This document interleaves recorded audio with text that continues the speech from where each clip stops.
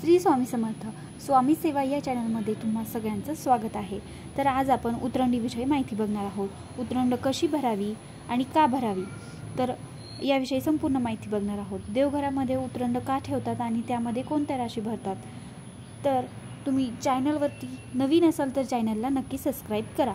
तर मी नवीन उतरंडी खरेदी केलेले आहेत आणि आपण आज त्याची प्राणप्रतिष्ठा करणार आहोत। तर सगळ्यात अगोदर आपण बघू त्यामध्ये कोणत्या राशी भरायच्यात। तर गहू, तांदूळ, धने, हळदी, कुंकू अशा प्रकारे आपण 5 राशी त्यामध्ये भरणार आहोत। तर उतरंडीमध्ये 5 कुंभ असतात, त्यामध्ये आपल्याला वेगवेगळ्या 5 राशी भरायच्या आहेत।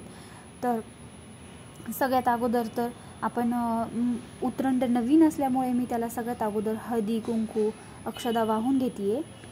जसं की आपण कुठलाही देव आणले तर त्यांना अगोदर अभिषेक वगैरे करतो ना, तर त्याच प्रकारे मी अभिषेक तर नाही करायचा आहे आपल्याला पाण्याने, पण फक्त आपण हळदी कुंकू वाहून त्यांची पूजा करणार आहोत। तर त्याच प्रकारे मी हळदी कुंकू वाहून घेतलं आहे आणि हे 5 जे कुंभ आहेत तर त्यामध्ये सगळ्यात अगोदर मी गहू भरतीये। तर गहू हे आपलं धान्याचं प्रतीक आहे। तर आपल्याला वर्षभर धनधान्य भरभरून आपल्या घरामध्ये राहो असं आपल्याला ह्या उतरंडीच्या मार्फत आपल्याला देवाकडे साकडे घालायचे असते।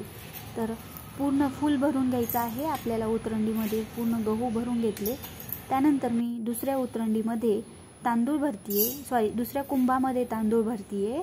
तर तांदूळ हे आपल्या माता लक्ष्मीचं प्रतीक आहे, भरभराटीचं प्रतीक आहे। तर तिसऱ्या कुंभामध्ये मी हळद भरतीये। हळद आरोग्याचं प्रतीक आहे। तर आपल्याला देवाकडे साकडे घालायचं आहे, आपलं आरोग्य चांगलं राहावं।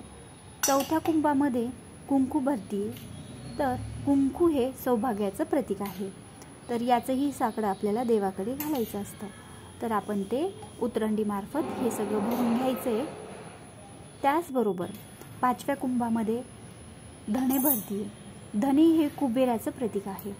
तर आपल्याला भरभरून धनधान्य आपल्या घरामध्ये राहावं, तर यामुळेच आपण या उतरंडीच्या राशींमध्ये धने पण घेतलेले आहेत।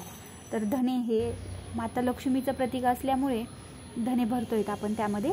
तर अशा प्रकारे मी पहिली उतरंड माझी तयार करून घेतली आहे। त्याचसारखी आपल्याला दुसरी उतरंड देखील तयार करायची आहे। ह्या उतरंडीप्रमाणेच त्या उतरंडीमध्येही सेम राशी भरायच्या आहेत। 5 ज्या राशी आहेत त्या सगळ्या गहू, तांदूळ, धने, हळद, कुंकू अशा प्रकारे हे सगळ्या 5 राशी आपण यामध्ये पण भरून घेतलेल्या आहेत। तर दोन्ही माझ्या उतरंडी तयार झालेल्या आहेत। तर किती छान प्रकारे हे सगळं काही आपण देवघरामध्ये ठेवल्यानंतर वाटतं, हे प्रसन्न वाटतं आणि यामधूनच आपण देवाला जे साकडे घालतो, आपल्याकडे धन धान्य, आयु आरोग्य, सौभाग्य लाभू दे, आपल्या घरामध्ये धनाबरोबरच धान्याचीही भरभराटी राहू दे, अशी उतरंड भरण्यामागची मान्यता आहे। तर दोन्हीही उतरंडी भरून घेतलेल्या आहेत। तर आता यानंतर उतरंडीला चंदन, हळदी, कुंकू असे सगळं काही आपण लावून घेणार आहोत। तर तुम्ही व्हिडिओमध्ये बघताच आहात की मी संपूर्ण उतरंडीला हळदी कुंकू लावून घेतलं आहे। त्याचबरोबर आपण आता ह्या उतरंडी देवघरामध्ये ठेवून आपण यांना महिनाभर हळदी कुंकू द्यायचं आणि प्रत्येक पौर्णिमेला आपण ह्या उतरंडीमधल्या राशी काढायच्या आणि त्या आपल्या धान्यामध्ये परत आपण वापरायला घेऊ शकतो। प्रसाद म्हणून आपण ह्या वापरू शकतो। आणि उतरंडी आपण पौर्णिमेच्या दिवशी धुवून स्वच्छ करून परत त्यांचं हळदी कुंकू वगैरे लावून त्याच्यामध्ये पूर्ण 5 राशी भरून परत आपण देवघरामध्ये मांडू शकतो। तुम्हाला जर मैत्रिणींनो जर असं वाटत असेल की आपण गव्हाची एकच रास पूर्ण 5ही कुंभामध्ये भरायची आहे तर तसंही चालणार आहे, तुम्ही तसं पण करू शकता।